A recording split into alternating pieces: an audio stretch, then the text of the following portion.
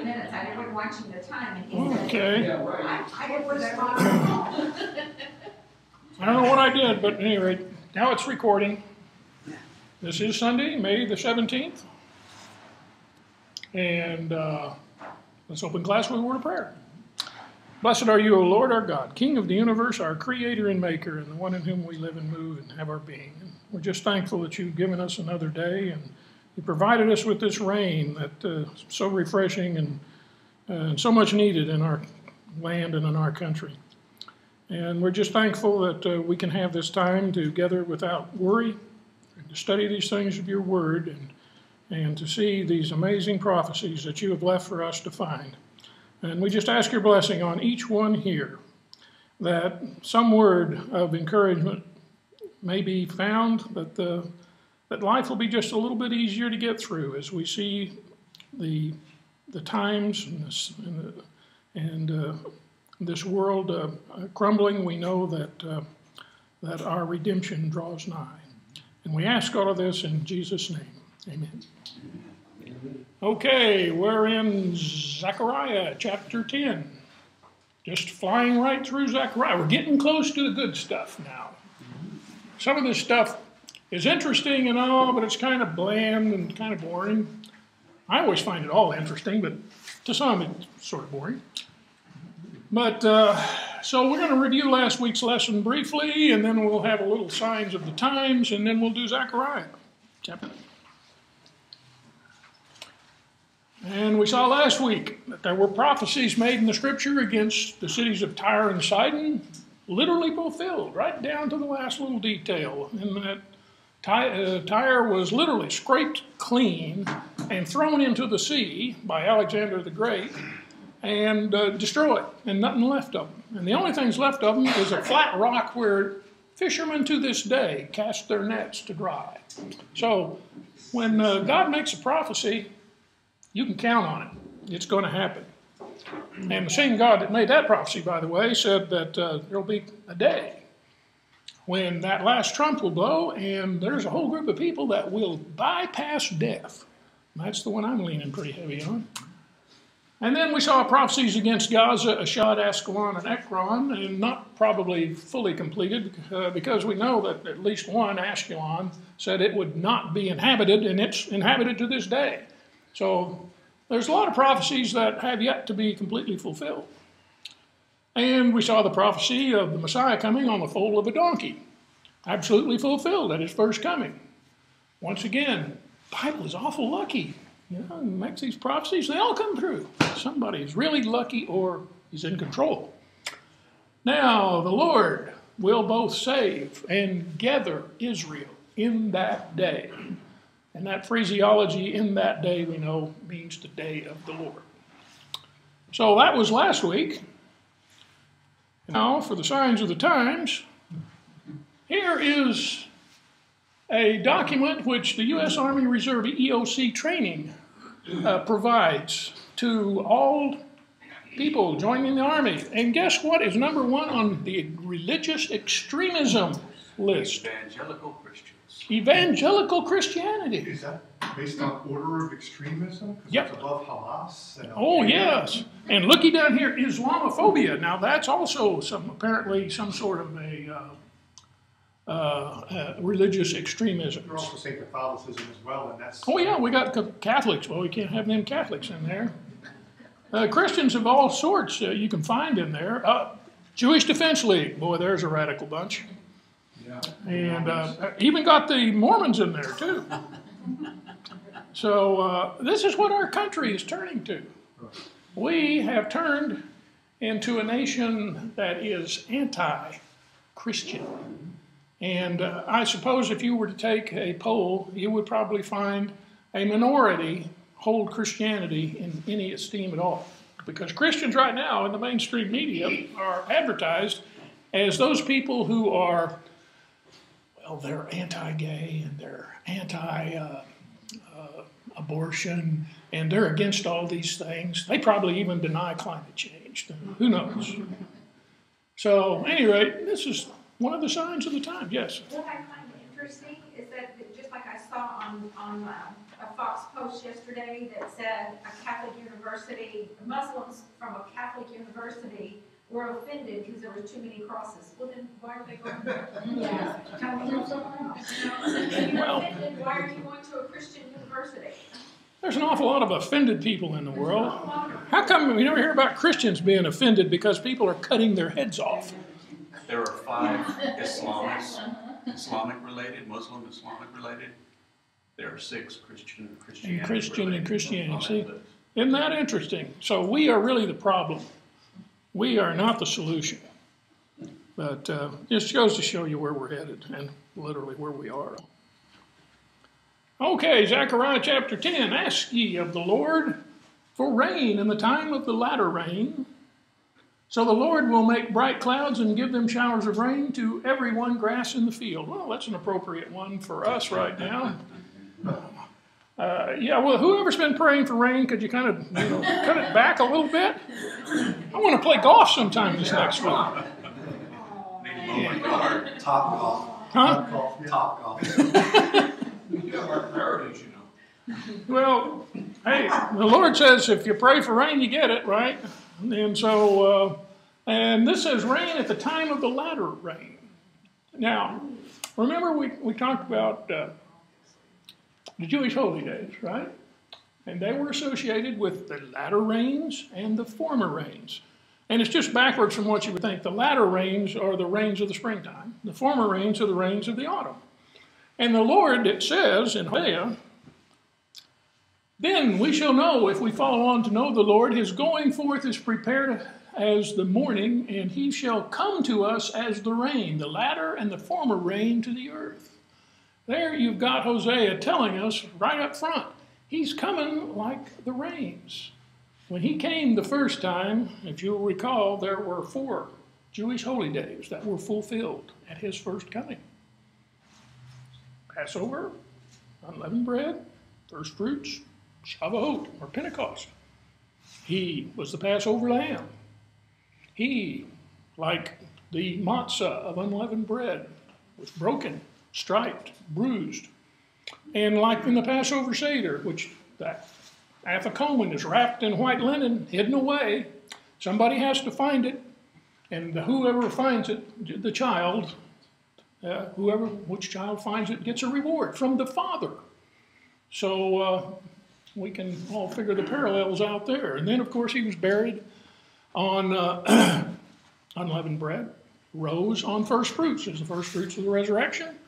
And then on Shavuot, or Pentecost, the Holy Spirit came down, dwelt among men, and the church was betrothed. So we know the Lord comes to us as the rains, and concurrently as the Jewish holy days. We find in Joel it says, be glad then, ye children of Zion, and rejoice in the Lord your God, for he hath given you the former rain moderately, and he will cause to come down for you the rain, the former rain, and the latter rain in the first month. Now, this is kind of a strange verse, but if you change this former rain moderately, you can actually interpret that to the teacher of righteousness. So if you change former rain moderately, and you can do that, you can go look it up and see, it works. Then you have, he has given you the teacher of righteousness, and he will cause to come down for you the rain, the former and the latter rain in the first month. Now, which is the first month in the Hebrew calendar? Nisan. Okay, that's first month of the religious calendar, is Nisan. The first month of the secular calendar is Tishri. Wonder which one they were talking about. Or maybe it doesn't make any difference. When he came down in the first month, or when he came down the first time, in the first month, there were 3 Jewish holy days that he fulfilled, as he was fulfilling the holy days of the latter rains. Now, he was born, but that's not all the evidence that I can find. He was born on Rosh Hashanah, which is the first day of the first month of the Jewish secular calendar. And so, take your pick. He came down in the first month in a sense, to fulfill both Jewish holy days. The first set starts in Nisan, the next, or the last set starts in Tishri 1 with Rosh Hashanah. And so the next one up for fulfillment is Rosh Hashanah. And of course we know something Rosh Hashanah. Now, Deuteronomy 11 we find, and it shall come to pass that if you hearken diligently unto my commandments, which I have commanded you this day, to love the Lord your God, and to serve him with all your heart and with all your soul, then, we got an if and a then I will give you rain in your land in its due season. The first rain and the latter rain, or the former rains and the latter rains, that thou mayest gather in thy corn, thy wine, and thine oil. So, what is the corollary to that verse? The if and the then. Well, you put a not in there. Well, if you won't do this, then you won't get that, right? I'll just make a note here that California is under a very severe drought. But they're gonna save that little fish. Yeah, they're going to save it. It's bizarre, isn't it? They're gonna That save people- that little fish. People have no value, but fish have a lot of value. Little bitty smelt have a lot of value. So we're going to bypass all of the farmer's land and just run that water right out into the ocean and save the snails and save the fish and kill the people and the land. It's bizarre. But, you know, if this world were all that there were, and there is no more, it's your job to save it. You better get out there and save the world. Save the world with global warming. Everybody knows there's global warming. Of course, nobody has come up with an equation yet that relates the effects of all of the variables into global warming into one equation, which you can plug in a value for and say, next week, at this time, it's going to be exactly 76 degrees. Anybody? You know anybody that can do that? I'm just saying just 1 week. But yet we can say with absolute confidence that we are causing global warming. I mean, you gotta question the sanity of this world. But people are buying into it left and right. Al Gore's making bunches of money off of that story. So there you have it. But the point is, this passage here says you must love the Lord your God and serve him with all your heart and all your soul. How many people do we know in this country that really know the Lord, serve him, and are earnestly looking for his return? Probably not many. I saw an article on Huffington Post that said words to the effect that all religions have got to reevaluate their fundamental documents. And we have got to go through there and excise all of the bad stuff in them, both in the Bible and Islam. You know, got to get rid of the bad stuff in the Quran and all the bad stuff in the Bible, because these are all flawed human documents.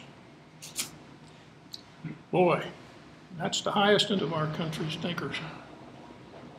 Okay, moving right along in Zechariah here. For the idols have spoken vanity, and the diviners have seen a lie, and have told false dreams.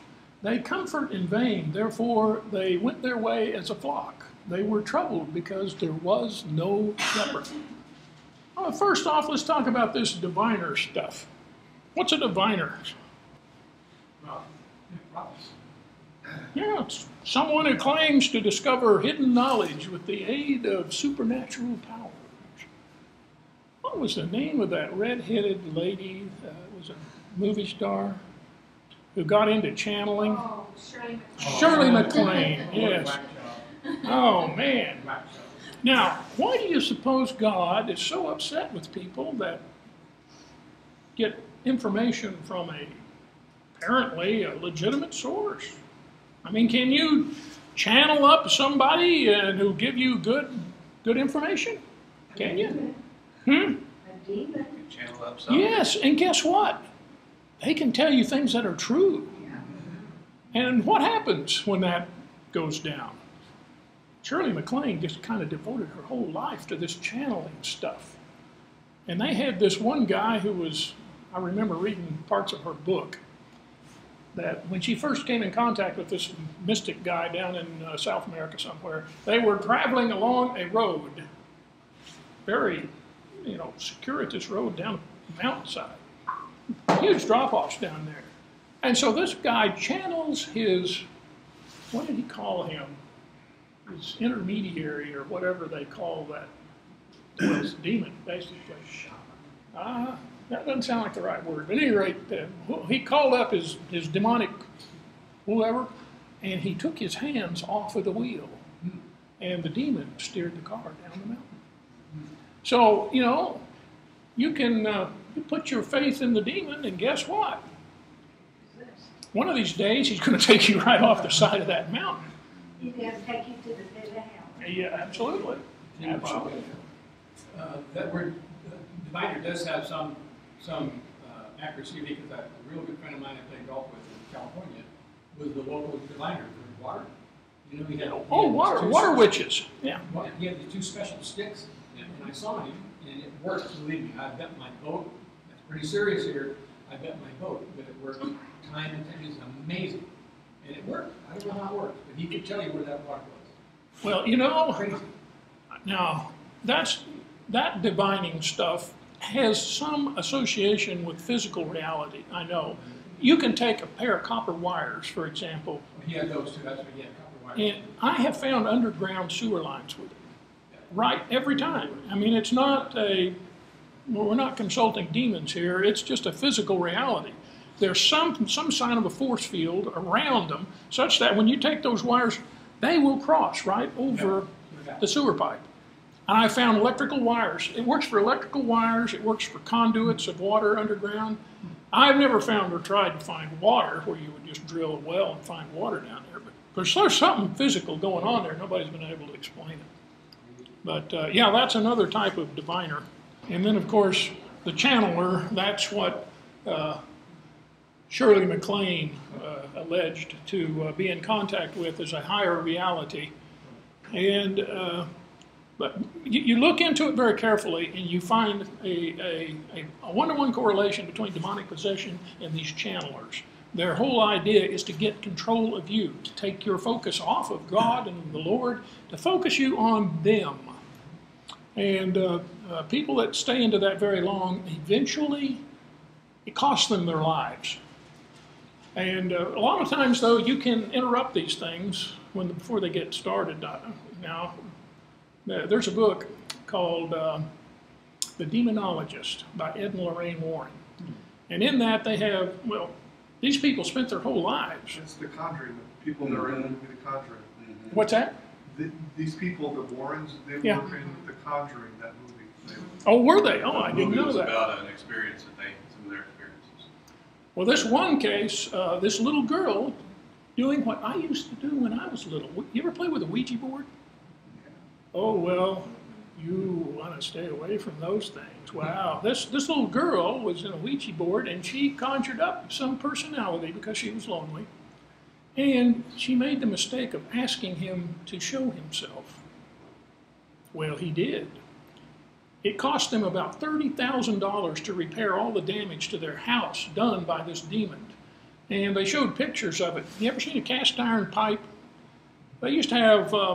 in my house in Oklahoma, we had a basement, and the sewer line from upstairs would come down into the basement, and it would be a cast iron pipe. Now, if any of you know anything about cast iron, it's brittle. I mean, if you take cast iron, hit it with a hammer, it just shatters, because it's not very strong at all. Well, the cast iron pipe in this people's house was bent in an S. They had a car sitting in the garage, and it refused to run. When they dismantled it, all of the bolts of the connecting rod were taken off while the motor was just sitting right there in the driveway. All the connecting rods were flopping around in the engine. And like I said, by the time they got through figuring out what happened, they called in a Catholic priest, an exorcist. And he talked to the little girl and asked her what she had done, and finally she admitted what she'd done. And so he he does an exorcism, and he was able to remove the demonic force, but it took a long time. Did her head turn around? Didn't hear that part. But all kind of strange things would happen to their house. Chairs would fly around, rocks would rain on their roof during the night. I mean, it was hell on earth. So the point is, you don't want to fool around with demons. I'm surprised that a Catholic priest could exercise such a thing. Well, you got to understand that there are Christians that are Catholics. And even though their religion is, well, their religious beliefs are pretty perverted from what I believe the actual truth is, we're all off. You know, like John Calvin said, that we are all totally depraved. None of us have a handle on the truth, 100%. It's what's inside of you that's leaning, as Deuteronomy 32:20, that one word for faith, which is amun, which means one who is running to the cleft of the rock for security, or running as a little chick would run to the hen of to the wing of a mother hen for relief. Or, like my favorite is, of course, Habakkuk 2:4, which is emunah, which means to lean with one's full weight on a staff. You can be a Catholic and be leaning with your full weight on the staff, even though your religiosity is so full of holes that it's awful. But you know what? Ours is full of holes too. And if you want to know where some of them are, you can see me after this class and I'll point them out to you. None of us have got a handle on the truth 100%. So there's got to be something other than your own self-righteousness in that equation. And of course, it's that substance called faith. We're relying on the Lord. And if anything in your life requires fixing, if you're relying on the Lord, He'll bring it to your mind. And so, as the New Testament says, you know, a lot of things are subjective. To one who doesn't eat on certain days, he does it for the Lord. For one who does, he does it unto the Lord. And so there's a certain amount of relativity here in your salvation walk. So, but yeah, Catholic, for one positive thing I would say about the Catholics, they recognize the enemy. There is an enemy, and he has need to be removed. And they have a right, an exorcism right, to remove them. If you go talk to Johnny Sobel, you want to have your hair straightened, he can tell you some stories of his own. John Sorrell, sorry, not Sobel, Sorrell. Yeah, because he used to do that a lot. He was Catholic before? No, he was a Baptist exorcist. Really? Yes, and if you talk with him, he knows the enemy very well, and on a daily basis. Since he's been involved with this, he has to pray for the protection of the Lord over him and his house. Since he's been doing this, because he's had more attacks. Yes, because I don't know that he does that anymore. yeah, he does He does. every day. So once you get into that, you become a target. So you demons are real. They're not some guy out there with red underwear and a pitchfork. These are clever devils. And we'll see more of them. Let's see. Of course, we know what a channeler is. And so this is all this mystical stuff that you really want to study. There shall not be found among any of you that maketh son or daughter to pass through the fire. That used to be, when you're offering obeisance to Baal, they burnt their kids up. Or that uses divination, which we know, or an observer of the times, or an enchanter, or a witch. Observer of the times, that's kind of like consulting your astrologer, your, what is it they call it on the paper? The horoscope. Horoscope, yeah. Don't be doing that. Or a charmer, or a consulter of familiar spirits. That's a channeler by any other name. A wizard or a necromancer. And of course, we all know what a necromancer is. That's one that looks into the liver and decides by virtue of its shape and other things what the future holds. Strange, weird stuff. For all that do these are an abomination unto the Lord. And because of these abominations, the Lord thy God doth drive them out from before thee. God is a jealous God. He's not interested in having any other gods before you. And when you get involved with these sort of things, he considers that an abomination to him. After all, look back on things here for a moment. How come Lucifer lost his place? Pride. Pride. He wanted to be worshipped like God. In fact, he wanted to be God. And he tried to substitute himself in there for God. God was not impressed. And so consequently, Lucifer lost his position, and he soon will be in a place that I don't ever care to know any more about. But the point is, you can imagine, I mean, put yourself in God's shoes here. Created heaven, absolutely beautiful, absolutely perfect. And he created beings to inhabit it and to worship him. Now, you know, can you think of any human being that's worthy of worship? I can't think of a single one. But God is unique in that respect. He deserves to be worshiped for what he does and what he is. And so therefore, it would seem natural to God that his creation would want to worship him because of who he is. He is love, and he's taken care of his creation. And then you got this guy who was perfect, apparently, in all of his ways that we learned last week. And then he took a third of the angelic host and drove them away from God. You know, there's got to be some heartache there if you were God. And my suspicion is one of the reasons why we're having this human experience is because God has decided, you know, I'm going to make a training ground for these people. Before I provide immortality to anybody again, I want them to understand what it's like to live without God and with Satan in control. Because after all, who's in control of this world right now? And, you know, and when I create things immortal, they don't know what it would be like to be without life. So I'm going to show them what it's going to be like to be without life, to be in control by somebody else who doesn't have your best in his decision making. And so once we are on this side of heaven and we envision what it's like, you know what? I'm going to be really happy to get there. I don't like it here. I am really looking forward to the opportunity to serving a God who is all love.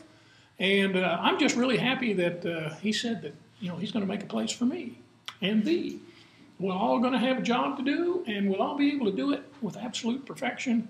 And there won't be any more of this going on down here. We won't have animals tearing themselves to pieces, and we won't have armies and wars and things of that nature. It's going to be beautiful, and because of our experience here, we're going to really appreciate what we have up there. So at any rate, God, you don't put up with this. You know, if you're going to do that, well, here's another one for you. What did he say? What was the parable about the wheat and the tares? Kind of let them grow together because you don't want to pluck up the bad with the good. So I will not destroy the righteous along with the evil and the wicked. Let them grow together. Let them grow together, and then there's going to come a harvest time, and then we're going to separate the tares. What are the tares? What's the symbol of the tares? Well, they're unbelievers, but I think it's even more than that. Remember that very first prophecy that God said, I'm going to cause the seed of the woman to bruise the head of the seed of the serpent, and the seed of the serpent will bruise the heel of the seed of the woman. I think we're talking about the seed of the serpent here on this planet, that there are people that are incarnately evil, that they are literally the sons of Satan himself, and that there is no hope for them. That's why the way is broad that leads into destruction. Apparently there's a lot of those people, if you can call them people, because after all, what did Jesus say about the Pharisees? On one occasion, he said, your father is the devil. I don't think he was speaking allegorically there. He may have meant exactly what he said. So just a point to ponder. So at any rate, the Lord didn't put up. Now, because there was no shepherd, what's the function of a shepherd anyway? Watch over his sheep. Watch over the sheep. Does the shepherd have the sheep's best interest at heart? Well, you'd hope so. And what happens if he doesn't do his job? Loses his sheep. Sheep wander, they go astray. Now, are the sheep, yeah, they are inclined to wander, are they not? Aren't Well- we? Yes, we are. We are all like sheep that are bound to go astray unless we have good shepherds. And if you don't have a good shepherd, you can count on the sheep going astray. And if you look at our country, do we have good shepherds?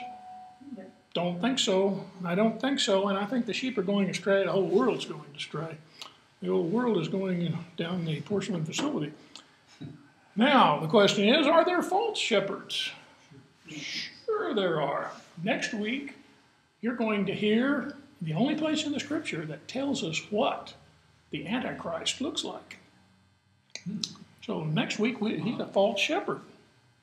So, it's important that you have good shepherds. Here's some false shepherds for you. How about the Branch Davidians? You know, David Koresh, when he would talk to these radio guys while he was under siege, and he wanted to understand Revelations. And he had some crazy theory about Revelation, but he wanted somebody to explain part of Revelation, which apparently they couldn't. But at any rate, this guy was really a wacko. And because of him, and I mean, every time it seems like you get one of these guys, the first thing they do is they declare that all women are their wives. I mean, this is really great. If you're the leader, yeah, right. Well, the Manson family, Charles Manson, we all know about that guy. He was a murderer par excellence. And then we got Marshall Applewhite, Heaven's Gate bunch. We're all going to kill ourselves and go to the Hale-Bopp Comet. How can you sell such stuff? Only in California. And then the People's Temple. Some of us remember Jim Jones. And he fed his whole flock poison. Yep. And they followed him. Yeah. Kool-Aid. Kool-Aid. And that phrase is, you hear that phrase all the time now. Yep, drink the Kool-Aid. There's another group in San Diego a long time ago. Oh, really? Yeah, they found all their people dead in the bunks. Remember that? Oh, I thought that was Applewhite's bunch. That was Heaven's Gate. Same Yeah, way. they all had the same tennis shoes on. That's right. Yeah. That's Warm-ups or jumpsuits. I forgot. It just goes to show you, all ye are like sheep who have gone astray, just looking for a shepherd. Well, these people found themselves a shepherd, and boy. How about the Mormon? Huh? How about the Mormon religion? That's not too much different. Well, you know, I thought a lot about that. I had some friends that were Mormons, tried to make me a Mormon, gave me their book, Doctrines and Covenants, and I made the mistake of reading it. Yeah. And, you know, like I pointed out to him, I said, look, the way you tell whether a prophet's a prophet or not, if what he says comes true. And if he's not, the appropriate response is you take him out to the edge of the city and stone him to death. And if you look at Doctrines and Covenants, section 137, Joseph Smith received a message from an angel that told him the Lord was going to come roughly in the year 1890. As best I know, the Lord didn't come in 1890. So my point is, their documents are flawed. And it only takes one flaw, in my view, to make the whole thing invalid. And so even though they have flawed documents, I'm going to revert back to this same story with Catholicism. Even though a lot of the symbols and the ceremonies of Catholicism I disagree with, there's one overriding element, and that is, do they have any faith in Jesus Christ as the Son of God? And you talk to a Mormon, and they'll tell you, yeah, they do. But they have bizarre beliefs. I mean, they have baggage that they carry. Catholicism does too. Marilyn used to be a Catholic. She can tell you all about it. And there's symbolism. They put Mary in a position to worship. I mean, but once again, the overriding element here is, do they have faith in God? And if you do, then that's what's required. And if it's needful that you come out of that organization, God's been known to do that. He takes people out, puts them in other places. Yeah. Mormons, I think, have holy underwear Oh, yeah, I guess got to have holy underwear. Hey, I've got a few pair of holy underwear too. I got holy socks. I got holy socks, and but These are some of the more dangerous false shepherds that are overtly dangerous because of the murderous or the death that absolutely. That follow them. But what about some of the less overtly false shepherds? Those are probably the worst kind. Prosperity doctrine teachers. Oh yeah, those that teach you that if you are having problems in your life, it must be because of unconfessed sin. Let's go confess all of your sins and send me $100, and we will make sure that all this is taken care of. So, look at Oprah Winfrey. What's that? Oprah Winfrey. She's created her own That's right. religion, really. That's what I've heard. And, That's what I've heard. And she goes around the country and she's got these auditoriums and they're full. People are all flocking to anything she says, anything she does, because it's also feel good. Whatever is right for you is right. That to I'm me okay is and you're okay. really We're all okay, dangerous. but we're not okay. Yeah. You remember the movie Elmer Gantry, don't you? Oh yeah, Elmer Gantry. Yeah, there's another classic example. And most Hollywood believes that all Christianity is like Elmer Gantry. And any of these Christians that profess a belief that Jesus Christ is the Son of God, these people are wackos. They're way out there in left field. You want to stay away from them. Besides, they want to take away my right to have an abortion. Or if they don't think kindly toward, same-sex marriage, that sort of stuff. Man, these are all symptoms of a disease, in my view. Okay, so what about the Good Shepherd?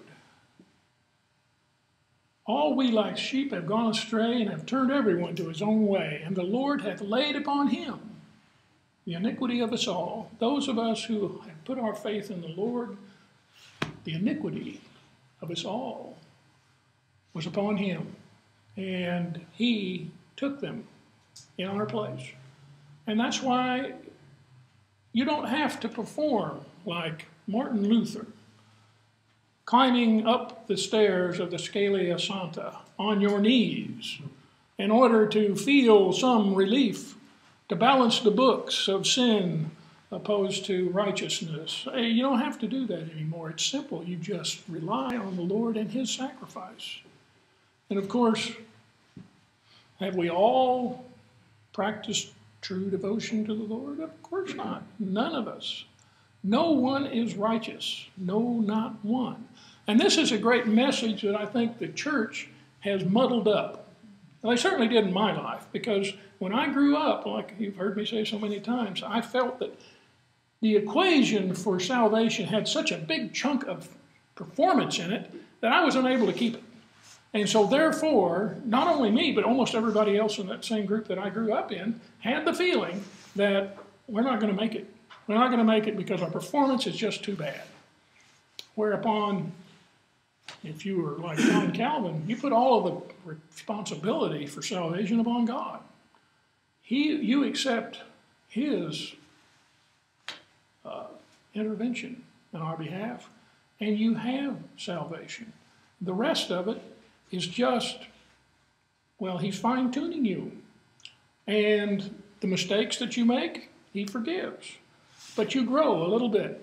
It's like carrying around radioactivity with you. You can't help but change. And you do. And the things you formerly wanted to do, you just don't want to do them anymore. Is it because of your own ability and your own fortitude? I'm going to really grit my teeth hard and I'm going to overcome. Nope. You carry it along. You carry that belief and that faith along, and you just get changed. You are transformed into the image of Christ. And the more that you stay in that condition, the more like Christ you look. But does any of us ever look perfectly like Christ? Not on this side of heaven, we don't. But the important thing is we have a good shepherd.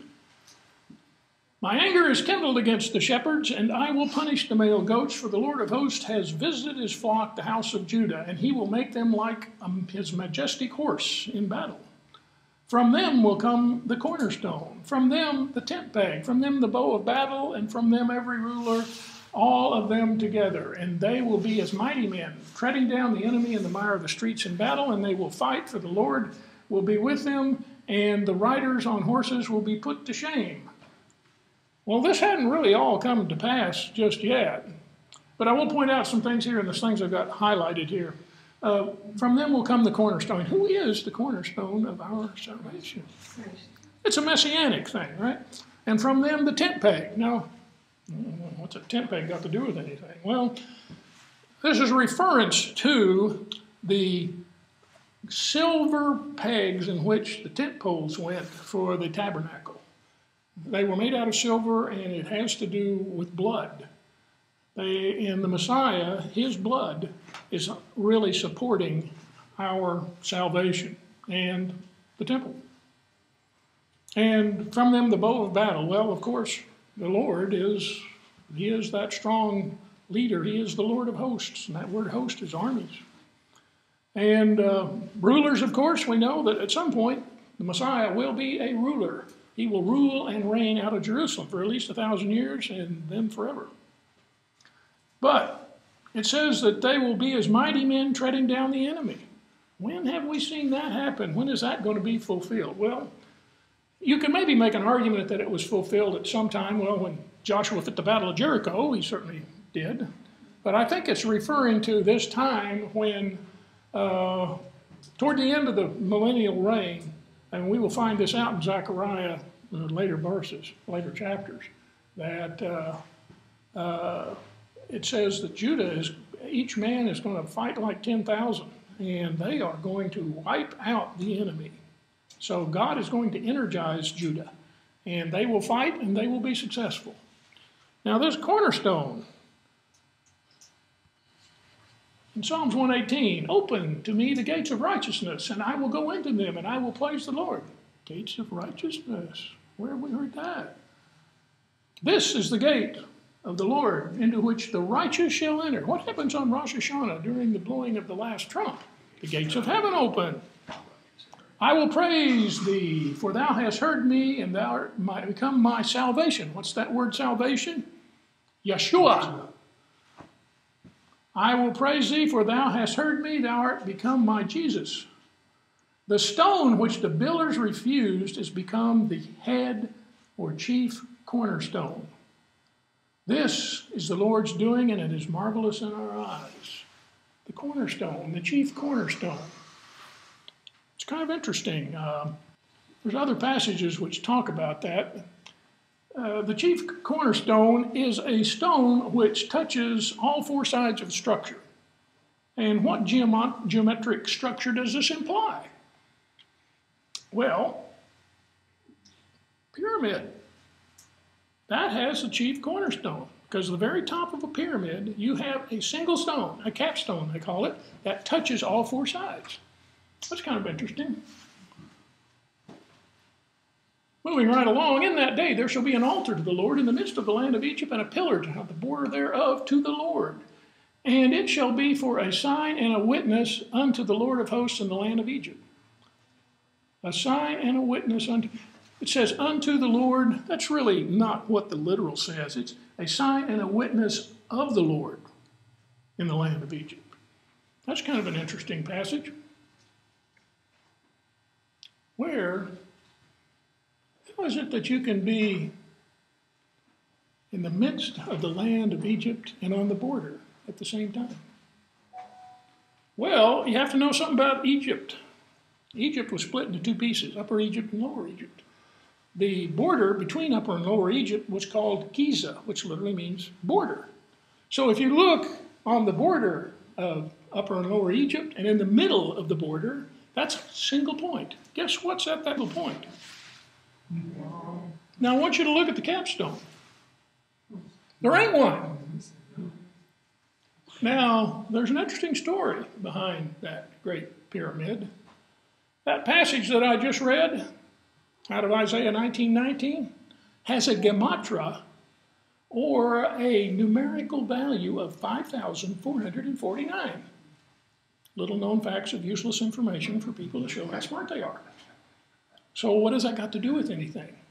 If you take the vertical height of that pyramid and use the fundamental dimension of the pyramid, which is called a pyramid inch, which is 1/10,000th larger than a British inch, it's exactly 5,449 inches tall.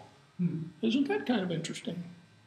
Which makes you wonder, wonder if this pyramid has got anything to do with anything.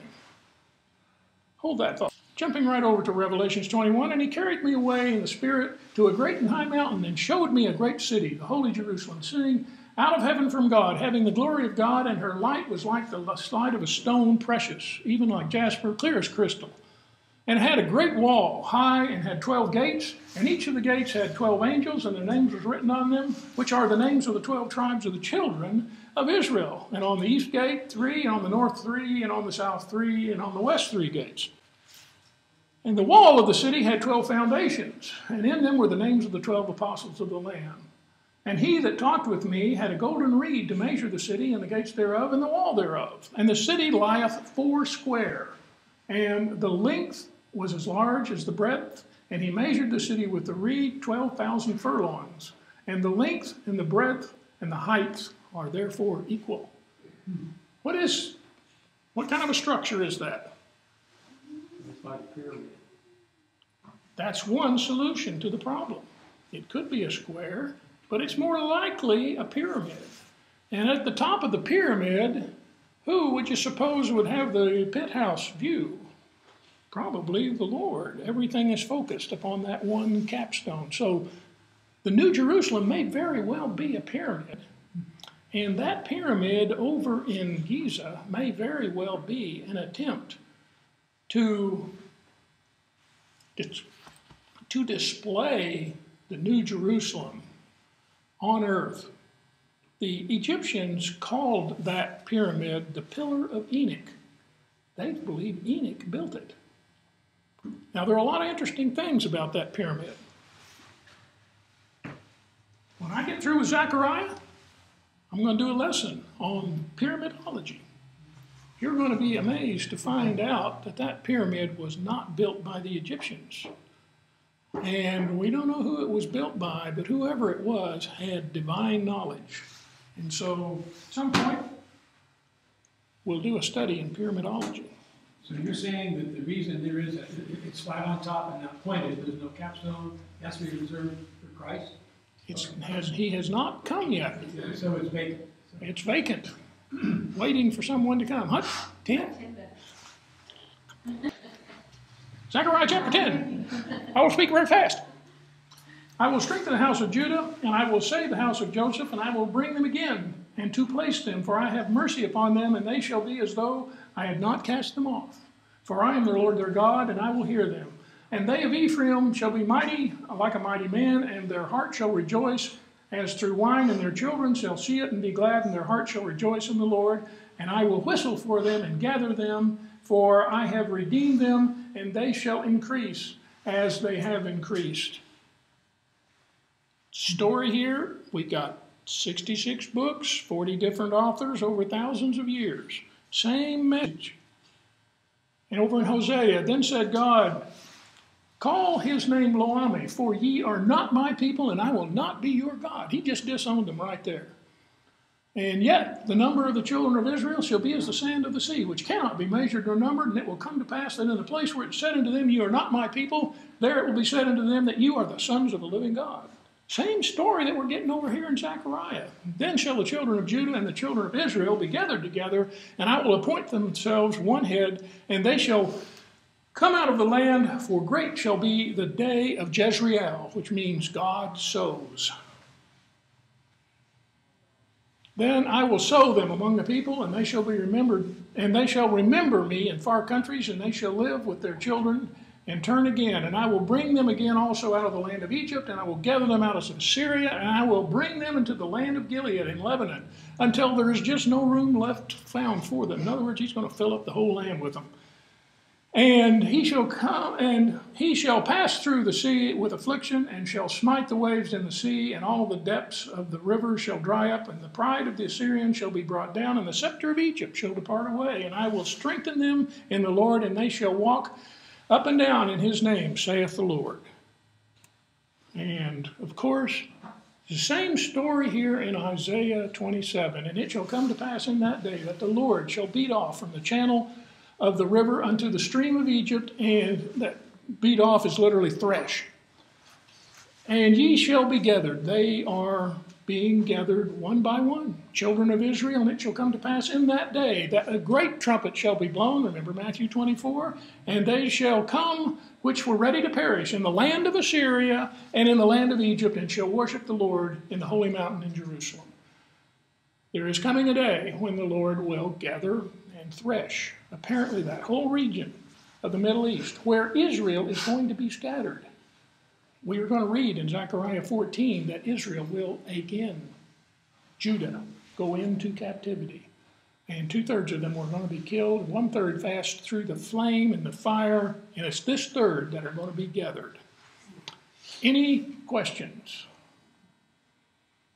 I keep trying to make these shorter and they keep going longer. Any questions at all? Going once, going twice, yeah. Yeah, I do have a question. Have you heard this prophecy by this rabbi, this Jewish rabbi that was back in the 12th century, perhaps? He was a famous one back then. I've only been able to confirm it on different Christianity in times. Rabbi Judah ben Samuel? Yes, that's the one. About the 10 different jubilees. And in they say it came to pass that in 1517, that's when the Ottoman Turks took over Jerusalem, and it was under the enemy. Supposed to be for 8 jubilees, and sure enough, in 1917, exactly on that jubilee is when Allenby from World War I rode in and claimed that now it was no man's land, which was part of this guy's prophecy. And that happened for another jubilee until 1967, when the Jews came in and took over Jerusalem. And that's supposed to be for the last jubilee from 1967 to 2017. I found that so fascinating that I wanted to see the original text, but I can't find it. I just see these end time sites. That's the only place I've been able to find it, and I don't know where you would go to find that, but keep looking. I'll do the same. Mm-hmm. But it seems rather fascinating to me, because that pretty much says what I have always believed, and that is that we are sitting right here at the end of the Olam Hazeh, as the Jews would say, the time of toil and suffering. And so we're just about to transition into that millennial kingdom, the millennial reign. And of course, before you can do that, you have to go through the tribulation. Either you're going to go through it or you're going to escape from it. And that is another reason why I think that the next Rosh Hashanah up is, boy, that's got to be one of the best opportunities for fulfillment that I have seen. Doesn't have to be, but it sure looks inviting. And if it's not that one, it's real soon. And you know, the proof of the prophet is, did it come to pass? And at least the first 2 elements of Rabbi Judah ben Samuel's prophecy came to pass. We're now looking at this 3rd element, this final stage, this final Jubilee year.